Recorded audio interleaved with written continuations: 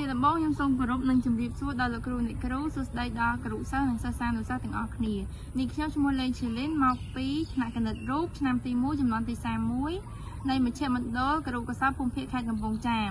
ថ្ងៃនេះនាងខ្ញុំមានកិត្តិយសតំណាងឲ្យក្រុមទី4មកធ្វើបទបង្ហាញទាក់ទងនឹងដំណើរការផលិតជានីតាអគ្គិសនីដែលដឹកនាំដោយលោកគ្រូលីពិសិដ្ឋឥឡូវនេះយើងចូលមកដល់សម្ភារៈដើម្បីផលិតជានីតាអគ្គិសនីនឹងឡើងអញ្ចឹងដំបូងយើងត្រូវមានប្រឡងបន្តមកមានប្រដាងហើយបន្តទៀតគឺមានបន្ទះសំណ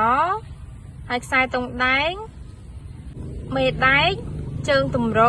បន្ទះឈើហើយនឹងខ្សែតុងដែងដែលភ្ជាប់ជាមួយនឹងអំពូលភ្លើងនេះកូនអំពូលភ្លើងនេះក្រោយពីយើងស្គាល់ពីសម្ភារៈសម្រាប់ដំឡើងហើយឥឡូវយើងមកមើលពីវិធីដំឡើងទាំងអស់គ្នាអញ្ចឹងដំបូងហ្នឹងគឺយើងត្រូវតប្រឡងជាមួយនឹងស្នូកនេះសម្រាប់រុំធ្វើម៉េចឲ្យវាមានប្រឡងចែសម្រាប់ប្រហោងកន្លាមួយនេះសម្រាប់រុំបញ្ចូលមកហើយគៀននេះទុកដើម្បីទុកខ្សែតុងដែងហ្នឹងកុំឲ្យវាលាតចេញទៅម្ខាងទៀតហើយយើងតមានប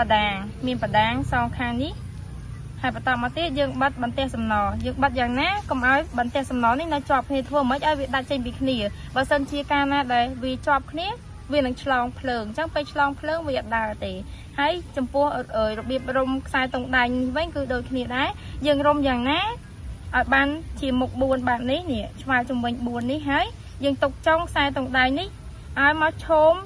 2ដូចគ្នាមកទាំងអស់4ដូចគ្នាចុងខ្សែតុងដែង4ហ្នឹងទុកឲ្យយើងបិទភ្ជាប់នឹងបន្ទះសំណដែលយើងបានបិទកុំឲ្យវាជាប់គ្នាហ្នឹងយើងដាក់ធ្វើម៉េចឲ្យវាមុខឈោមគ្នាមួយបន្ទះសំណហ្នឹងយើងអាចដាក់ដូចថាមុខវានៅនេះយើងដាក់ទៅខាងនោះបានទេអញ្ចឹងវាអាចនឹងឆ្លងភ្លើងដូចគ្នាអញ្ចឹងយើងធ្វើម៉េចបិទវាឲ្យឈោមគ្នាមកអញ្ចឹងអានេះគឺទី1អញ្ចឹងចំនួនរុំនៃខ្សែតុងដែងនេះយើងរុំក្នុងមួយជុំយើងរុំ850ជុំអញ្ចឹងទៅយើងរុំ2ដងអញ្ចឹងវាឡើងទៅ1700ជុំហើយចឹងយើងរុំមកធម្មតាមកបន្តមកទៀតយើងត្រូវមានជើងទម្រនេះ2គឺដើម្បីដាក់វាឲ្យស៊ីជាមួយនឹងបដាងនេះពេលដាក់បដាងចឹងទៅពេលវាវិលគឺវាវិលតែអាក្នុងនេះទេបដាងវានៅដដែលចឹងទៅហើយយើងត្រូវដំឡើងជើងទម្រដែលភ្ជាប់ជាមួយនឹងមេដែកហ្នឹងយើងដាក់មេដែកសងខាងព្រោះអីមេដែកវាបង្កើតនៅដែនម៉ាញេទិកអញ្ចឹងពេលដែលវាបង្កើតដែនម៉ាញេទិកអញ្ចឹងវាបុកនេះហើយវាចេញពីជើពោលខាង N ចេញចូលខាង N ចេញខាង S 1 2 3ចឹងបន្តមកទៀតគឺយើងត្រូវដំឡើងជើងទម្រពីនេះបញ្ចូលពីនេះសិនមកបន្តមកយើងក៏ភ្ជាប់មេដែកនៅសងខាងហ្នឹងមកហើយសួរថាហេតុអីបានយើងភ្ជាប់មេដែកទាំងពីរហ្នឹងនៅបែបហ្នឹងអញ្ចឹងគឺដើម្បីឲ្យក្នុងលំហចន្លោះកណ្ដាលនៃមេដែកហ្នឹងវាបង្កើតបានជាដែនម៉ាញេទិកនៃមេដែកនៅចន្លោះកណ្ដាលនេះគឺមានដែនម៉ាញេទិកនៃមេដែកអញ្ចឹងដែនម៉ាញេទិកនៃមេដែកគឺវារត់ពីពោជើងទៅពោខាងត្បូងចឹងហើយបន្តមកយើងក៏ដាក់របំខ្សែតុងដែងនេះចូលហើយខ្ញុំសុំមួយទៀតថាហេតុអីបានយើងដាក់នៅខាងនេះហេតុអីយើងមិនត្រឡប់មកដាក់ខាងនេះវិញមូលហេតុនេះយើងអត់ដាក់ចេះទេគឺយើងត្រូវដាក់មកខាងនេះដាក់ឲ្យវានៅចន្លោះកណ្ដាលនៃមេដែកទាំងពីរនេះព្រោះតាមទស្សនវិជ្ជាបទថ្នាក់ទី9គេបាននិយាយថាបំលាស់ទីខ្សែរបំខ្សែចម្លងនៅក្នុងដែនម៉ាញេទិកនៃមេដែកបង្កើតឲ្យមានចរន្តអាំងនវីឬក៏យើងហៅថាចរន្តឆ្លាស់2 3ចាបន្តមកទៀតយើងក៏ដំឡើងនេះភ្ជាប់ខ្សែតុងដែង2បែបនេះមកដើម្បីដាក់ឲ្យវាចែឈោមចែដាក់ឲ្យវាឃើញអត់សំណហ្នឹងវាមិនមានដាច់ពីគ្នាអញ្ចឹងយើងដាក់ទៅមិនឲ្យវាឈោមគ្នាពីបែបនេះ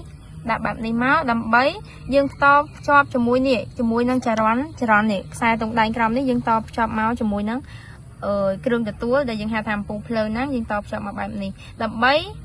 ឲ្យវាឆ្លងចរន្តពីកន្លែងដែលយើងបញ្ចេញសំណនេះកន្លែងសំណនេះចេញចរន្តមករត់មកនេះមកក៏យើងចូលមកគ្រឿងទទួលអញ្ចឹងធ្វើឲ្យវាភ្លឺ1 2 3ឥឡូវយើងចាប់វាឲ្យឈោមគ្នាអញ្ចឹងសិនមកបន្ទាប់មកយើងពវល់អញ្ចឹងពេលដែលយើងពវល់មកយើងឃើញថាគ្រឿងទទួលរបស់យើងគឺបានទទួលនៅចរន្តពិតមែនទីចុងក្រោយនាងខ្ញុំសូមអភ័យទោសរាល់កំហុសខុសឆ្គងដែលកើតមានឡើងដោយចេតនាហើយក៏សូមអរគុណដែលបានទស្សនាវីដេអូនេះតាំងពីដើមរហូតដល់ចប់សូមអរគុណ